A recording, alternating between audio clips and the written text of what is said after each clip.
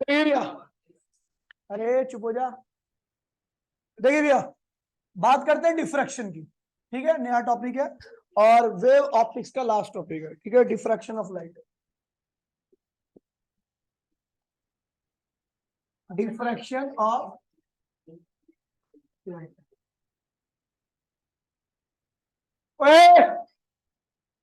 Diffraction of light.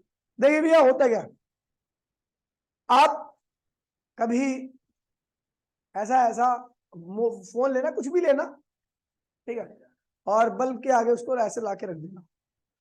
ठीक, bulb के आगे ऐसा, दीवार के आगे ऐसा रख देना, तो आपको शेडो दिखेगी, है ना। समझ गए, शेडो दिखेगी। लेकिन अब हमने पढ़ रखा है लाइट क्या होती है, स्ट्रेट पाथ में चलती है। तो जिस रास्ते में ये बल्ब, जिसके मतलब एक बारी ये ऑनलाइन वाले कैमरा ऑन कर लेंगे, ठीक है, देख लो। तो जिस रास्ते में ये फोन आ गया, उसके जस्ट पीछे तो एकदम डार्क ही होना चाहिए ना, वहां पे तो लाइट पहुंचनी चाहिए, क्योंकि हमने पढ़ रखा है कि लाइट जो होती है वो स्ट्रेट लाइन में चलती है। लाइट कैसी चलती है, स्ट्रेट लाइन में चलती है, और स्ट्रेट लाइन में चलेगी तो जाहिर सी बात है, अगर ये बल्ब के आगे आ गया फोन, तो इस फोन के पीछे पूरा का पूरा क्या होगा, डार्क रीजन होगा। लेकिन ऐसा नहीं होता, वहां पर कुछ ना कुछ लाइट पहुंच जाती है। मैं इस बोर्ड के पीछे देखता हूँ, इस बोर्ड के पीछे तो कोई बल्ब नहीं लगा हुआ, ऊपर वाला बल्ब भी बंद कर दे, ठीक है, तो हमें यही उम्मीद रहेगी कि इस बोर्ड के पीछे पूरा डार्क होना चाहिए। लेकिन ऐसा पूरा डार्क नहीं मिलता मुझे, बोर्ड के पीछे कुछ ना कुछ लाइट होती है जिससे मैं दूसरी चीजों को देख लेता हूँ, है ना। एक कमरे में पूरा लाइट है, बाहर में नहीं जल रही लाइट बाथरूम में, लेकिन फिर भी बाथरूम में थोड़ी बहुत रोशनी पहुंच जाती है ना। क्यों पहुंच रही है, तो लाइट का ये नेचर ही क्या कहलाता है, डिफ्रैक्शन ऑफ लाइट। इसी को क्या कहते हैं हम, डिफ्रैक्शन ऑफ लाइट। जब लाइट जाती है कहीं से और उसके रास्ते में कोई ऑब्स्टेकल आता है, ठीक है, तो वो ऑब्स्टेकल से कांटेक्ट में आते के साथ ही उस रीजन में बैंड आती है जहां पर शेडो बननी चाहिए थी। शेडो मतलब जहां पे डार्क होना चाहिए था। लाइट उस रीजन में बैंड कर जाती है, यहाँ पर डार्क होना चाहिए था। लाइट की इसी प्रॉपर्टी को हम क्या कहते हैं, डिफ्रैक्शन ऑफ लाइट कहते हैं। क्या कहते हैं, the bending of light towards its shadow. Shadow की तरफ लाइट का बैंड आना, when it comes in contact with the obstacle. जब वो किसी ऑब्स्टेकल यानी बाधा के कांटेक्ट में आती है, तुरंत वो क्या करती है, शेडो की तरफ बैंड आती है। लाइट की इसी प्रॉपर्टी को हम क्या कहते हैं भैया, डिफ्रैक्शन ऑफ लाइट। कंडीशन ये होती है भैया कि वो जो ऑब्स्टेकल होना चाहिए उसका साइज भी क्या होना चाहिए, वेवलेंथ के ऑर्डर का। लाइट की वेवलेंथ के ऑर्डर का होनी चाहिए, मतलब लाइट की वेवलेंथ छोटी होती है ना, तो वो ऑब्स्टेकल भी क्या होना चाहिए, छोटा होना चाहिए। आपने देखा होगा साउंड, मैं यहाँ पे बोल रहा हूँ तो ऊपर वाले फ्लोर पे थोड़ी बहुत तो जा रही होगी आवाज, है ना। लेकिन यहाँ पर जो लाइट जल रही है वो लाइट ऊपर नहीं जा रही होगी, इस वाले कमरे में। इस वाले कमरे में, ये जो इसके मेरे कमरे के जस्ट ऊपर एक कमरा है, वहां पर मेरी थोड़ी बहुत आवाज जा रही होगी। इसका मतलब मेरा साउंड जो है वो इजिली डिफ्रेक्ट होकर के यहाँ यहाँ कहाँ पहुंच गया, उस वाले कमरे तक। लेकिन लाइट जो यहाँ पर जल रही है वो उस कमरे में नहीं पहुंच पा रही, यानी लाइट वहां से डिफ्रेक्ट होकर के नहीं जा पा रही है। रीजन बड़ा सिंपल सा है, क्योंकि साउंड जो होता है वो लो फ्रीक्वेंसी हाई वेवलेंथ का होता है। लो फ्रीक्वेंसी जिसकी वेवलेंथ बड़ी होती है वो आसानी से हमारे आसपास की चीजें भी क्या है, बड़ी बड़ी है, उनसे आसानी से कांटेक्ट में आ जाता है, और कांटेक्ट होकर उसका इजीली डिफ्रैक्शन हो जाता है। साउंड इजीली डिफ्रैक्ट होता है। लेकिन लाइट इजीली डिफ्रैक्ट नहीं होती, क्योंकि लाइट जो होती है उसकी वेवलेंथ बहुत छोटी होती है। उसको डिफ्रैक्ट करने के लिए जो ऑब्स्टेकल चाहिए वो भी क्या होना चाहिए, छोटा ही होना चाहिए। समझ गया भैया। तो डिफ्रैक्शन क्या होता है, the bending of light, the bending of light towards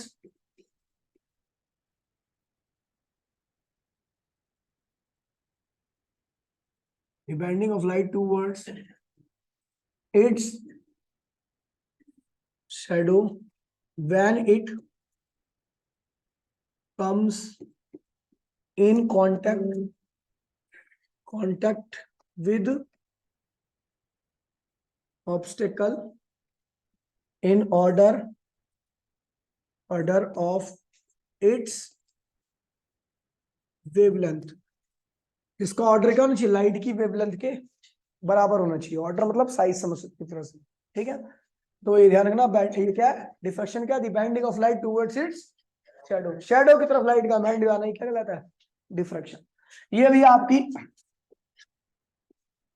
एक स्लिट है बहुत छोटी सी, ठीक है, और ये लाइट एमिटिंग सोर्स है। ये क्या है, light emitting source, light emitting source. Light यहां से गई, यहां से गई। ये क्या है, ये स्क्रीन है, क्या है, तो आप आप आपको यही समझ में आता है कि लाइट यहीं पे आएगी और यहाँ पे क्या मिलेगा, ब्राइट स्पॉट। क्या मिलेगा, ब्राइट। ठीक है, यहाँ पर ब्राइट मिलना चाहिए क्योंकि हमने 10th क्लास में पढ़ रखा है कि लाइट क्या होती है, सीधी लाइन में चलती है। क्या चलती है, तो जब सीधी लाइन में चलेगी तो यहीं पे ब्राइट स्पॉट बनना चाहिए ना। जितना ये दूरी होनी चाहिए उतना ही स्पॉट की भी चौड़ाई होनी चाहिए, है ना। और इस रीजन में क्या होनी चाहिए, शैडो रीजन। शैडो यहाँ पर भी क्या होनी चाहिए, शैडो। लेकिन हम देखते हैं भैया लाइट इधर भी बैंड हो जाती है और इधर भी बैंड हो जाती है, क्योंकि यहाँ पर पूरा शेडो नहीं मिलता, यहाँ पर भी कुछ लाइट आ जाती है। देखा ना आपने, जहाँ पे अंधेरा है वहां पर भी थोड़ी बहुत लाइट पहुंच जाती है। लेकिन एक चीज और देखा होगा कि यहाँ पर आपको सबसे ज्यादा ब्राइट रीजन मिलेगा। यहाँ पर क्या मिलेगा, सबसे ज्यादा ब्राइट रीजन, इसे कहते हैं सेंट्रल मैक्सिमम। लेकिन जैसे से आप शेडो की तरफ बढ़ते आते तो ये ब्राइटनेस क्या होती है लाइट की, कम होती जाती है। अब जैसे मैं बोर्ड के पीछे देखूंगा तो बोर्ड के जस्ट यहाँ पर थोड़ी, यहाँ पर सबसे ज्यादा ब्राइट है, ये सेंट्रल ब्राइट हो गया। क्या हो गया, बोर्ड के बाहर वाली सारी चीज सेंट्रल ब्राइट है। लेकिन जैसे अंदर की तरफ देखूंगा थोड़ी कम ब्राइटनेस है, और अंदर देखूंगा और कम होगी, और अंदर देखूंगा और अंदर देखूंगा, मामला नहीं। तो बिल्कुल सेम स्क्रीन के दोनों साइड में होता है, उधर से भी ऐसे भी इधर से। ठीक है, यही क्या कहलाता है, डिफ्रैक्शन ऑफ लाइट। इसे कहते हैं सेंट्रल मैक्सिमा। ये क्या है आपका, सेंट्रल मैक्सिमा। तो हमने देखा भैया वाइड एससी में पढ़ रहे थे, वाइड एससी में इंटेंसिटी नहीं चेंज हो रही थी। जो मैक्सिमा बनेगा उसकी इंटेंसिटी √I1 प्लस √I2 का स्क्वायर के, है ना। और जो मिनिमम बनता था उसकी इंटेंसिटी √I1 माइनस √I2 का होल स्क्वायर, ये होती थी इंटेंसिटी। लेकिन यहाँ पर इंटेंसिटी क्या हो रही है, जैसे आप ऊपर जाओगे पार्ट डिफरेंस आपका बढ़ेगा, यहाँ पर ऊपर जाने पर पार्ट डिफरेंस क्या हो रहा है, बढ़ रहा है। तो इंटेंसिटी क्या हो रही है भैया, घट रही है। बिल्कुल सेम नीचे भी यही होगा कि जैसे आप इधर जाओगे तो पार्ट डिफरेंस क्या होगा, बढ़ेगा, लेकिन इंटेंसिटी क्या होगी, घटेगी। यहाँ पर इंटेंसिटी चेंज होती रहती है। क्यों इंटेंसिटी चेंज होती रहती है आपको आगे बता दूंगा जब ये आगे बढ़ने वाला है, समझ गए भैया। तो डिफ्रैक्शन क्या है भैया, depending of light toward shadow. इसकी कोई डेरिवेशन नहीं है, इसकी कुछ भी नहीं करना डेरिवेशन में, केवल इसके ऊपर आता है क्वेश्चन, कॉन्सेप्ट, कंसेप्चुअल क्वेश्चन बहुत ज्यादा पूछे जाते हैं। इसकी कोई डेरिवेशन नहीं, कोई डेरिवेशन। मैं नॉर्मली थ्योरी की तरह पढ़ाऊंगा इसको, ठीक है।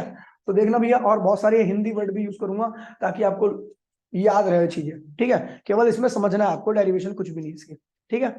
अब देखिए भैया, ये यहाँ पर हम डार्क को, जहां पर डार्क बनेगा ना, डार्क, उसे कहेंगे मिनिमा। क्या बोलेंगे, मिनिमा। और जहां पर ब्राइट बनने वाला है उसे क्या बोलेंगे, मैक्सिमा। मैक्सिमम। और जिसकी इंटेंसिटी क्या होती है, यहाँ पर वेरिएबल होती है। क्या होती है, मैक्सिमा की इंटेंसिटी क्या होती है, वेरिएबल होती है। समझ गए। अब आते भैया एक्सपेरिमेंट पे, ध्यान दीजिए, जहां से मुझे सारे रिजल्ट को निकालना है। तो भैया ये सिंगल स्लिट एक्सपेरिमेंट भी कहते हैं, इसको क्या कहते हैं, single slit experiment. Single slit experiment. तो ये देखिए भैया अपना, ये रहा आपका स्लिट, हाँ। ये रही आपकी स्क्रीन, डायग्राम ध्यान रखना, थोड़ा अच्छा बनाते हैं ना।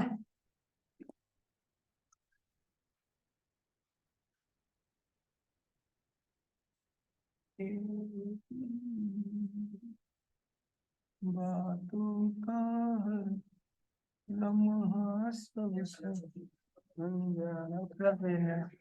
ले तेरे कलर वाला कर देते हैं, पिंक कलर में, पिंक कर दूं उसको, पिंक। पूरा सिलेक्ट करना पड़ेगा,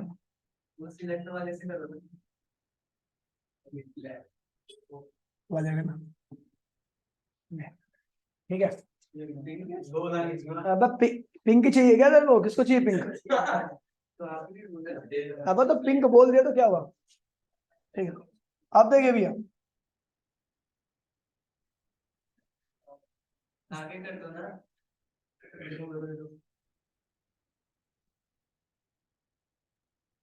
ठीक है, खुश। ये स्क्रीन है, टेढ़ी है नहीं थोड़ी, क्या आगे नहीं जा रहा, अरे वो भाई बैंड है, रहने हो गया, ठीक है।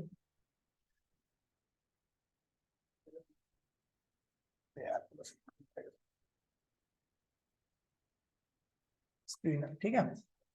अभी आपकी स्क्रीन है, इसको लिख देता हूँ यहाँ पे स्क्रीन। स्क्रीन। ध्यान दीजिए भैया, सिंगल स्लिट एक्सपेरिमेंट करने जा रहे हैं, ध्यान दीजिएगा।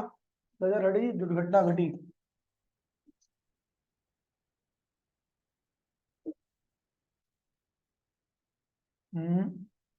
ठीक है, चलो हाँ, यहां से ये गया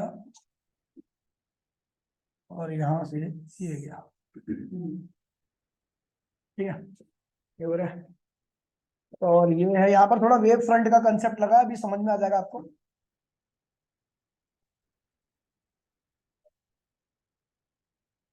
ठीक है, और लाइन ऐसे पढ़ दी।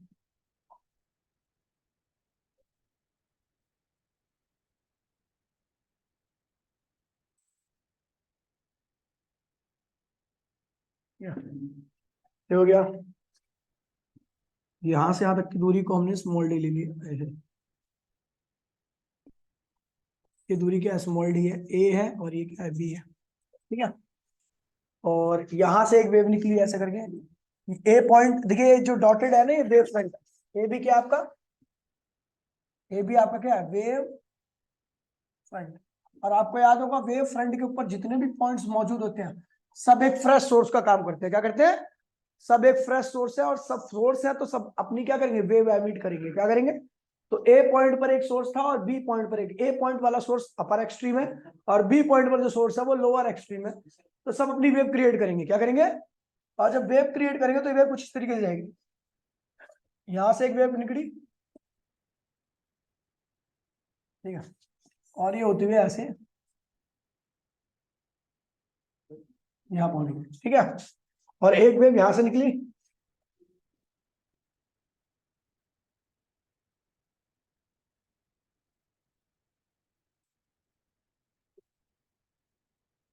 ठीक है, दोनों का क्या हो गया, वहां पर इंटरफेरेंस हो गया। क्या हो गया, इंटरफेरेंस हो गया। ए से निकली बी, ए और बी के बीच में बहुत सारे सोर्स हैं, सबसे वेव निकल रही है। ठीक है, लेकिन मैंने अपर एक्सट्रीम ए की वेव ली है और लोअर एक्सट्रीम बी की वेव ली है। ए अपर एक्सट्रीम पॉइंट है, बी क्या लोअर एक्सट्रीम पॉइंट है, और इस पॉइंट पर पहुंचे और यहाँ पर क्या हो गया, इंटरफेरेंस हो गया। ठीक है, यहां से भी एक रेफरेंस लाइन खींच देता हूं मैं।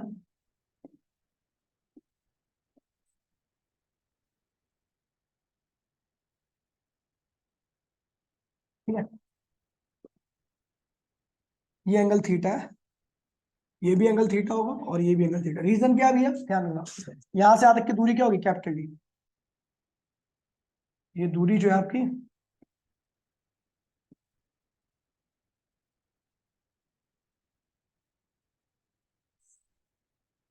ये दूरी क्या आपकी, कैपिटल डी, स्क्रीन और स्लिट के बीच की दूरी। ठीक है, कैपिटल डी, और स्लिट से ऑपरेशन जो है आपका वो स्मॉल डी, वो तो लिख रखा है ना मैंने, है ना। अच्छा देखिए, यहां पर आपको बता दूं कि हेयर जो कैपिटल डी है वो स्मॉल डी से क्या है, बहुत बड़ा है। यानी ये दूरी जो है, ये इससे क्या है, बहुत बड़ी है। समझ गया, उसकी वजह से क्या होगा, सो आपका A P parallel to B P, parallel to इसको लिख लो ओ, ये ओ डैश हो गया। ठीक है, ओ पी, ये तीनों लाइन क्या भैया, पैरेलल है। ठीक है भैया, आपको बताया था ना मैंने, जब कैपिटल डी ये जो होता है ये इससे बहुत बड़ा होता है, तो वहां से खींची गई तीनों लाइनें क्या होती है, आपस में पैरेलल। आप एज्यूम कर सकते हो अपने कंडीशन के हिसाब से। ठीक है, हाँ। अब अनपढ़ है, जो पैरेलल लाइन होती है इन्फिनिटी पे मिलती है, पता नहीं पता, इन्फिनिटी जानता कहाँ पे होता है, जहाँ कह रहा, हाँ जानता हूँ मैं इन्फिनिटी है। चल ठीक है, समझ गए। तो इस पी पॉइंट पर कुछ भी हुआ होगा, कंस्ट्रक्टिव इंटरफेरेंस या डिस्ट्रक्टिव, वो इस बात पर डिपेंड करेगा कि ए और बी के बीच में पार्ट डिफरेंस क्या है, कितना है। ठीक है, तो पार्ट डिफरेंस निकालते हैं यहां से यहां तक का। एक लाइन और खींच देते हैं, अलग कलर बताओ कोई सा। अब काढ़े, इस काढ़े पे चलेगा क्या, ये हो गया। ठीक है, ये लाइन खींच दी मैंने, और ये जो एक्स्ट्रा दिख रहा है ना आपको, ये एक्स्ट्रा, ये एक्स्ट्रा दिख रहा है, यही क्या पार्ट डिफरेंस है, क्या ये पार्ट डिफरेंस है। ठीक है, ये परपेंडिकुलर लाइन है, परपेंडिकुलर लाइन, तो इसके ऊपर भी ये परपेंडिकुलर ही होगा। आपको पता अगर ये थीटा एंगल और परपेंडिकुलर तो ये क्या होगा, थीटा ही हो जाएगा, याद है, बताया था ना कैसे होता है। इसलिए मैं ज्यादा झमेला नहीं कर रहा, मैंने बाकी की जो चीजें लिखी हुई है वो हटा दे रहा हूँ, ये थीटा एंगल बन गया, ठीक है। अब ये बन गया भैया आपका ए पी, और इसको नाम देते हैं सी, क्या नाम देते हैं। तो आप देखिए भैया यहाँ पर मैं लिख रहा हूँ here, in triangle, in triangle कौन सा, ए सी बी, ए सी बी में देखोगे, ए सी बी में देखोगे तो ए सी बी ट्राइंगल में अगर आप देखते हो तो बीसी क्या है, बीसी की वैल्यू यहाँ पे लिखता हूँ, बीसी की वैल्यू क्या है, डेल्टा पी क्या है, अब बीसी क्या पार्ट डिफरेंस है ना, ये क्या है पार्ट डिफरेंस है, तो उसकी वैल्यू को मैंने क्या ले लिया, पार्ट डेल्टा पी, ठीक है, बीसी को ले लिया डेल्टा पी। तो ए इन ट्राइंगल एबीसी देखोगे, एबीसी ट्राइंगल में देखते हैं अगर हम, तो हमें क्या दिखता है, साइन थीटा क्या होता है, अच्छा इस एंगल को थीटा एन ले लो, ज्यादा अच्छा रहेगा, ये भी थीटा एन ही है, ठीक है, थीटा एन अभी पता लग जाएगा थीटा एन क्यों लिया, ठीक है। तो साइन थीटा एन क्या होगा, परपेंडिकुलर कोण में हाइपोटेन्यूज, साइन थीटा एन क्या हो जाएगा आपका, परपेंडिकुलर क्या है इस ट्राइंगल में, बीसी, और हाइपोटेन्यूज क्या है आपका, A B, sine theta n perpendicular delta P है बीसी की वैल्यू, और ए बी की वैल्यू क्या है, ए बी की वैल्यू क्या है, स्मॉल डी, स्मॉल डी, ये हो गया here theta n tends to zero, क्योंकि हमें पता है ये सब लाइनें पैरेलल है, एंगल छोटे के लिए कैलकुलेशन कर रहे हैं, सो साइन थीटा क्या होगा, थीटा एन के बराबर होगा, तो हमने कहा थीटा एन इक्वल्स टू में डेल्टा पी अपॉन में स्मॉल डी, कोई दिक्कत तो नहीं है भाई, मैंने कहा कि थीटा एन की वैल्यू का डेल्टा पी अपॉन में स्मॉल डी के बराबर आ गई, यहां तक थी कैलकुलेशन। अब इसके बाद केवल आपको सुनना है, ठीक है। अब बात करते भैया हटो से, चलो मैंने कह दिया इफ डेल्टा पी की वैल्यू, मतलब दोनों वेव्स के बीच में पार्ट डिफरेंस क्या ले लिया, लैम्डा ले लिया, क्या ले लिया, क्या ले लिया, पार्ट डिफरेंस दोनों वेव्स के बीच में, ध्यान दीजिएगा मैं जो बोल रहा हूं मुझे सुनना, ठीक है। मैंने कहा ए वाला जो सोर्स है वो सबसे ऊपर है, अब बी वाला सोर्स क्या है, सबसे नीचे, ए वाले की वेव जो होगी वो अपर एक्सट्रीम होगी, और बी वाले की जो वेव होगी वो लोअर एक्सट्रीम होगी, ना ए से ऊपर कोई वेव है ना बी से नीचे कोई वेव है, मतलब जो भी वेव है ए से लेकर बी तक ही है, और मैंने मान लिया ए से लेकर बी तक में कुल 100 सोर्स है, कितने सोर्स है, तो ए से लेकर बी के बीच में जो कुल 100 सोर्स है तो वो कितनी वेव क्रिएट करेंगे, 100, कितनी वेव क्रिएट करेंगे, मैंने पहली और 100वीं, बी कहां पे है लास्ट में, ए कहां पर है पहले नंबर पे, बी कहां पर है लास्ट वाला नंबर पे, उनके बीच में यानी वहां तक 100 वेव ले रखा, ए से लेकर बी तक में कुल कितनी वेव है, क्योंकि 100 सोर्स है तो 100 वेव बनाएंगे। तो मैंने कहा पहली, और ध्यान दीजिएगा मैं जो बोल रहा हूँ इसको समझ जाओगे ना फिर आगे कोई दिक्कत नहीं है, पहली और एग्जांपल देके बता रहा हूँ, ठीक है, पहली और 100वीं के बीच में मैंने कितना पार्ट डिफरेंस लिया है, लैम्डा, तो मुझे पता है पहली से 100 के बीच में पार्ट डिफरेंस कितना है, 100 वेव के बीच का पार्ट डिफरेंस कितना है, लैम्डा का, तो एक वेव का पार्ट डिफरेंस कितना होगा दूसरी के साथ, लैम्डा बाय 100 का आ जाएगा, दो वेव का आपस में कितना पार्ट डिफरेंस होगा, नहीं मैं देखो हर एक वेव के बीच में जो पार्ट डिफरेंस होगा कितना होगा, लैम्डा बाय 100 होगा, समझ गए, लैम्डा बाय 100 होगा। अब एक बात और ध्यान रखो, ये वेव क्या है, इसने कितना पाथ कवर कर लिया है, लैम्डा बाय 2 का, कितना कर लिया है, अब जब ये नीचे आने लगी तभी इसके साथ दूसरी वेव चालू हुई, ये वेव नंबर 2 है, क्या है ये, और ये वेव नंबर फर्स्ट है, इन दोनों वेव नंबर 2 और वेव नंबर फर्स्ट के बीच में पार्ट डिफरेंस कितना है, क्योंकि आपको पता है जब वेव नंबर फर्स्ट यहां से यहां पे आ गई थी, जब ये नीचे आने लगी तब वेव नंबर सेकंड इसके साथ स्टार्ट हुई है, तो यानी इस पॉइंट की अगर मैं बात करूं जहां से स्टार्ट हुई है, तो उस पॉइंट पर वेव नंबर फर्स्ट ने कितना पाथ कवर कर लिया, लैम्डा बाय 2 का, लेकिन वेव नंबर सेकंड में कितना पाथ कवर किया, 0, तो ये वेव नंबर फर्स्ट ने लैम्डा बाय 2 का पाथ कवर किया, और वेव नंबर सेकंड ने इस पॉइंट के लिए कितना पाथ कवर किया, लैम्डा बाय 2 का, सॉरी वेव नंबर फर्स्ट ने इस पॉइंट पर लैम्डा बाय 2 का पाथ कवर किया, और वेव नंबर सेकंड ने 0 पाथ कवर किया, दोनों का डिफरेंस कितना आएगा, लैम्डा बाय 2 का, और जब हम देख रहे हैं लैम्डा बाय 2 का आ रहा है तो एक का क्रस्ट आ रहा है ऊपर और एक का क्या आ रहा है, ट्रफ आ रहा है, और क्रस्ट और ट्रफ एक दूसरे क्या करते हैं, कैंसिल कर देते हैं। अब ये बात सुन में, अब आते हैं टॉपिक के ऊपर। मैंने कहा ए से लेकर बी के बीच में 100 वेव है, और ए पे जो वेव है वो पहली वेव है और बी पे जो वेव है वो 100वीं वेव है, ठीक है। मैंने कहा पहली से 100वीं के बीच में पार्ट डिफरेंस कितना है, लैम्डा का। तो पहली से दूसरे के बीच में कितना होगा, लैम्डा बाय 100 का। क्या होगा, दूसरी से तीसरी के बीच में, तीसरी चौथी के बीच में, हर वेव के बीच में पार्ट डिफरेंस लैम्डा बाय 100 का है। लेकिन मैं बोलूंगा पहली से 91वीं के बीच में, 51 के बीच में कितना पार्ट डिफरेंस होगा। पहली से फर्स्ट से लेके 51, देखिए एक वेव के बीच में पार्ट डिफरेंस कितना है, लैम्डा बाय 100 का। तो 1 से 50 वेव के बीच में कितना वेव आ गई है, 50 वेव। कितनी वेव आ गई है, तो पहली और दूसरे के बीच में पार्ट डिफरेंस कितना हो रहा है, पहली और दूसरी तीसरी के बीच में पार्ट डिफरेंस कितना होगा, लैम्डा बाय 100 गुणे में 2 होगा। और पहली से तीसरी की चौथी के बीच में कितना होगा, 3 वेव आ गई। तो लैम्डा बाय 100 गुणे में 3। लेकिन हम कह रहे हैं पहली से 51 के बीच में कितनी वेव आएंगी, 50। तो उनका पार्ट डिफरेंस कितना होगा, लैम्डा बाय 2। यानी पहली का 91वीं के साथ पार्ट डिफरेंस कितना हो रहा है, और लैम्डा बाय 2 का पार्ट डिफरेंस वाली वेव एक दूसरे को क्या करती है, कैंसिल कर देती है। समझ गया, यानी पहली ने किसको काट दिया, 51 वाली का अस्तित्व खत्म कर दिया, 1 और 51 खत्म। दूसरी का बाउंड्री के साथ कितना पार्ट डिफरेंस होगा, लैम्डा बाय 2, क्योंकि इनके बीच में 50 का डिफरेंस है। पहली दूसरी और 52 भी काट देगी, तीसरी और 53 इनके बीच में 50 का डिफरेंस है। ऐसी पहली 50 वेव अगली 50 वेव को क्या कर रही है, कैंसिल कर देगी। यानी कोई सी वेव स्क्रीन पर पड़ी नहीं रही। जब स्क्रीन पर कोई सी वेव पहुंच ही नहीं पाएगी तो क्या बनेगा, डार्क स्पॉट। क्या बनेगा, और यहां पर हम डार्क को क्या बोल रहे हैं, मिनिमा। क्या बोल रहे हैं, मिनिमा। तो यहां पर ध्यान दीजिएगा, समझ में आई बात नहीं, यही चीज है कंसेप्ट।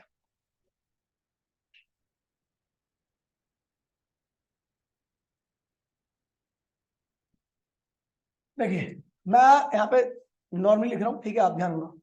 यहाँ पर मैंने एज्यूम कर लिया अपने आप से, ठीक है, और ये कोई डेरिवेशन नहीं है, पहले बता रहा हूँ, केवल आपको समझने के लिए बता रहा हूँ, ठीक है, कहीं नहीं लिखूंगा, ठीक है। Upper half wave, upper half wave, lower half, lower half, upper half मतलब क्या हुआ, ए से लेके ओ तक, और लोअर हाफ कहाँ हो गया, ओ से लेके बी तक। अपर हाफ वेव जो कि क्या है, ए से लेके ओ। लोअर हाफ वेव को अपर हाफ, है क्या लिखा हूं, अपर हाफ वेव कहां से कहां तक है, A to O. Lower half wave, half wave जो कि क्या है, ओ टू बी को कंप्लीटली कैंसिल कर देंगी और स्क्रीन तक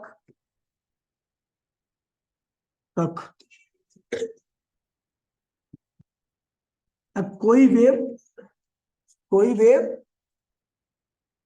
नहीं पहुंच पाती, नहीं पहुंच, कैसे लिखते हैं, पहुंच ऐसे लिखते हैं, पहुंच ऐसे लिखते हैं, पाती। और हमें चुप रहो, हमें फर्स्ट मिनिमा मिलता है। क्या मिलता है, फर्स्ट मिनिमा मिलता है। समझ गए भाई, कोई दिक्कत तो नहीं है। अब देखिए मैंने कह दिया इफ पार्ट डिफरेंस ए और बी के बीच में 2 लैम्डा का, कितनी वेव्स है, 100 वेव। पहली और 100 के बीच में पार्ट डिफरेंस कितना ले लिया, 2 लैम्डा का। तो पहली और दूसरी के बीच में कितना होगा, लैम्डा बाय 50 का। कितना हो जाएगा, समझ गया। दूसरी तीसरी के बीच में लैम्डा बाय 50, तीसरी चौथी के बीच में लैम्डा बाय 50, समझ गया। अब कितनी वेव का जो ग्रुप रहेगा वो पार्ट डिफरेंस लैम्डा बाय 2 का क्रिएट करेगा।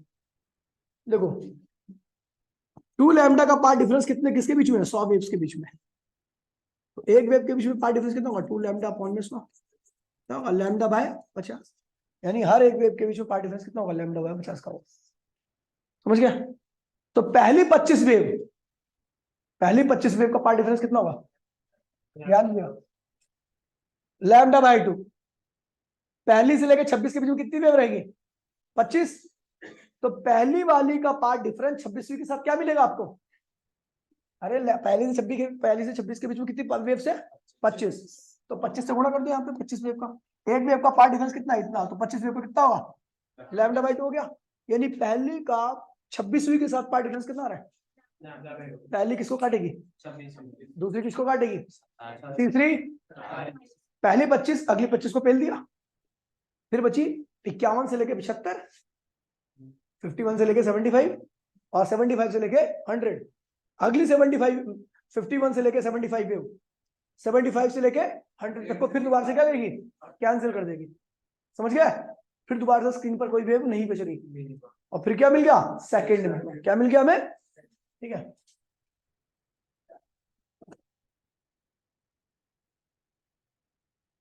इस केस में ध्यान दीजिए, इस केस में फर्स्ट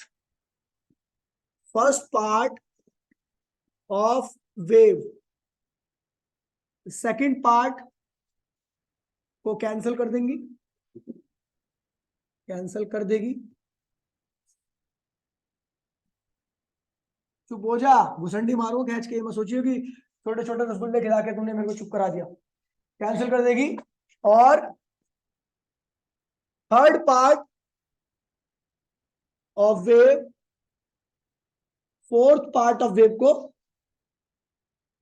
पार्ट ऑफ वेव को कैंसिल कर देगी, कैंसिल कर देगी। स्क्रीन पर फिर कोई वेव नहीं पहुंचती,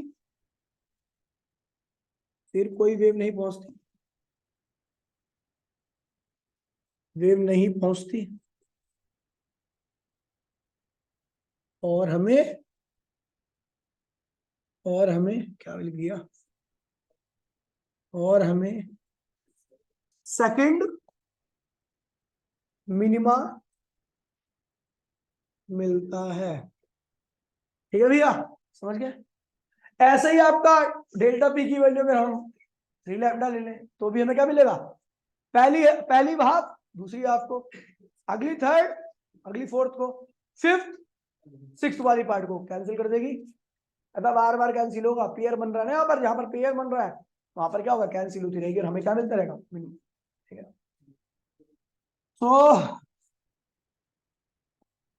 तो for delta P equals to में एल लैम्डा, क्या है? एनथ मिनिमा की पोजीशन, एनथ मिनिमा है क्या है भैया? एनथ, यहाँ पे लिखो। So delta P equals to में एल लैम्डा क्या होगा? Gives us nth minima. क्या देगा भैया हमें? nth मिनिमा देगा। क्या देगा? nth मिनिमा देगा। समझ गए? कोई दिक्कत तो नहीं है? तो हम जानते नहीं है तीनों, डेल्टा पी अपॉन में small D, sorry sine theta क्या निकालता हमने?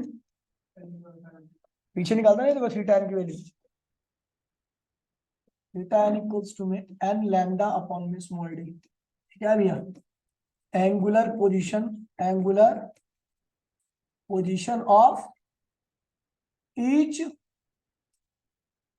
मिनिमा। प्रत्येक मिनिमा की अगर आपको एंगुलर पोजीशन बतानी है तो आप एंगुलर पोजीशन का मतलब समझ रहे हो? देखो ये मान लीजिए आपको पहला मिनिमा यहाँ पे मिला है तो उसको एंगल दिखाओ, ये पहला मिनिमा दिखा। दूसरा मिनिमा यहाँ मिला है तो ये एंगल उसकी एंगुलर पोजीशन है। तीसरा मिनिमा यहाँ मिला है तो ये एंगल उसकी एंगुलर पोजीशन है। चौथा मिनिमा तो वह, अगर एंगुलर पोजीशन बतानी है तो आप क्या करोगे? ये वाला फॉर्मूला इस्तेमाल करोगे, है ना? आधे से देखिए फर्स्ट मिनिमम, और यहाँ पर एन की वैल्यू कहां से स्टार्ट हो रही है? क्योंकि सेंटर पर क्या मिलेगा? ब्राइट। क्या मिलेगा सेंटर पर? मैंने क्या बताया, क्या बनाया सेंटर पर? क्या बनेगा? ब्राइट। तो सेंटर पर तो ब्राइट ही मिलेगा, यानी एन की वैल्यू आपको 0 से यहाँ पे स्टार्ट नहीं करनी है। ठीक है, तो यहाँ पे एन की वैल्यू कहाँ स्टार्ट होगी? 1 2 3। बच्चों को यही नहीं पता होता, कंफ्यूज होते हैं। ठीक है, तो यहाँ से आपको एन की वैल्यू स्टार्ट करनी है पोजीशन ऑफ फर्स्ट मिनिमा। अब फर्स्ट मिनिमा की अगर आपको पोजीशन बतानी है तो एन की वैल्यू क्या लेनी पड़ेगी आपको? 1। और थीटा 1 क्या आ जाएगा आपका? पहला मिनिमा की एंगुलर पोजीशन, लैम्डा अपॉन में small D. Position of second minima क्या हो जाएगा? एन की वैल्यू क्या होगी? 2। ठीक है, उसकी पोजीशन क्या होगी? 2 लैम्डा अपॉन में स्मॉल डी। कौन सी पोजीशन है भैया? Angular position. कौन सी है? एंगुलर। ठीक है, और पोजीशन ऑफ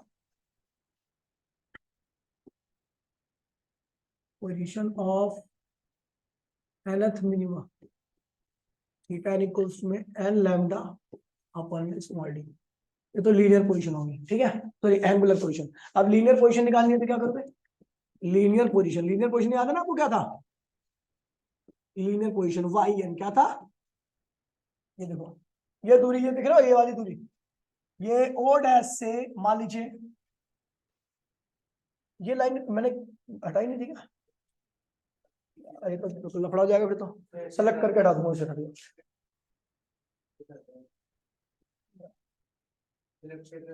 सेलेक्ट करके हटा दूंगा। अब वो मिनिमा की पोजीशन बताने के लिए ना। ठीक है, अब देखिए, अब आपको लीनियर पोजीशन बतानी है। क्या बतानी है? लीनियर। मान लीजिए पहला मिनिमा यहाँ बन रहा है, तो उसकी ये दूरी क्या होगी? Linear position. दूसरा मिनिमा यहाँ बन रहा है, तो यहाँ से दूरी क्या होगी? Linear position. ये अगला मिनिमा यहाँ बन रहा है, ये दूरी क्या होगी? Linear position. तो ये बतानी है, तो उसके लिए हमने क्या लिया? ये, अरे यार,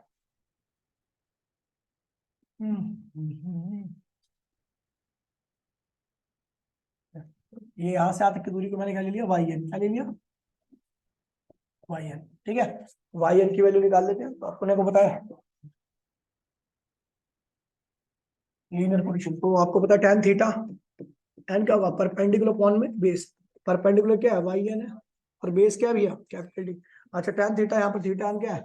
टेंस टू 0 है, इसलिए हम क्या लिख देंगे? Theta n Y n upon में कैपिटल डी। थीटा एन की वैल्यू क्या रखिए? एन लैम्डा अपॉन में small D, Y n upon में कैपिटल डी। तो वाई एन की वैल्यू क्या आ गई? N capital D lambda upon में स्मॉल डी। ये हो गया आपकी। ठीक है, ये लीनियर पोजीशन देगा। क्या देगा? इसकी यूनिट रेडियन में आएगी, इसकी यूनिट किस में आएगी? मीटर में आएगी। फर्स्ट पोजीशन ऑफ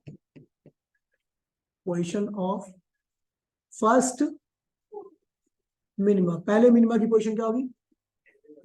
तो भैया क्या करेंगे? एन की वैल्यू क्या रखेंगे? 1। कौन सी पोजीशन देगा? लीनियर। यहाँ पर एन की वैल्यू तो वाई 1 इक्वल्स क्या जाएगा? कैपिटल डी लैम्डा अपॉन में small D. Position of second minima, position of second minima. N की वैल्यू अपने को पता ही है ना, कहां से स्टार्ट करनी है? सेंटर से क्यों नहीं स्टार्ट करेगा? क्योंकि सेंटर पे हमेशा क्या मिलता है? ब्राइट स्पॉट बन। ठीक है, एन की वैल्यू क्या लेनी है? 2। ये ऐसा टॉपिक है कि कोई टीचर ढंग से समझा नहीं पाता, कोई भी हो। आपको समझ में आ गई, बहुत बड़ी बात है। ठीक है, वरना 2 साल पहले तो बच्चों को समझ में नहीं आती थी। पता नहीं, हो सकता मेरे समझने में दिक्कत हो। ठीक है, नहीं ये किसी को आती नहीं है, गारंटी तुम्हारा टीचर भी नहीं पढ़ा पाएगा। हाँ? हाँ? स्कूल में तो खैर कुछ पढ़ाते नहीं है, लेकिन पढ़ोगे ना तो आपको लगेगा कि पढ़ाई किया उसने, फॉर्मूला बताएगा केवल आपको ये सीधा। ठीक है, तो ये भैया पोजीशन आ गई nth मिनिमा।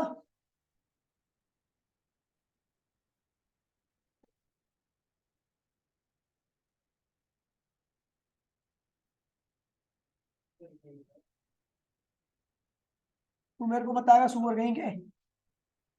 अब देखिए भैया, ये तो मिनिमा हो गया, अब आएगा अगली क्लास में मैक्सिमम। ठीक है भैया, मैक्सिमम उसके बाद। और हाँ, यहाँ पर देखो, आप देखोगे अभी इंटेंसिटी की तो बात ही नहीं है, क्योंकि मिनिमा तो वेव ही नहीं पहुंच रही वहां पे, तो डार्क ही बनेगा, तो इसकी इंटेंसिटी, मिनिमा की इंटेंसिटी नहीं होती। जहाँ पे डार्क है तो वहाँ पे कोई इंटेंसिटी नहीं है। इंटेंसिटी किसकी होती है? लाइट की होती है, ब्राइट की। ठीक है, तो वो इंटेंसिटी आपको मैक्सिमम पता लगेगी, क्योंकि इंटेंसिटी ग्रेजुअली डिक्रीज हो रही है। ठीक है भैया, तो अभी तो क्लास को बंद करते हैं, थोड़ी देर बाद रिवीजन क्लास स्टार्ट होगी।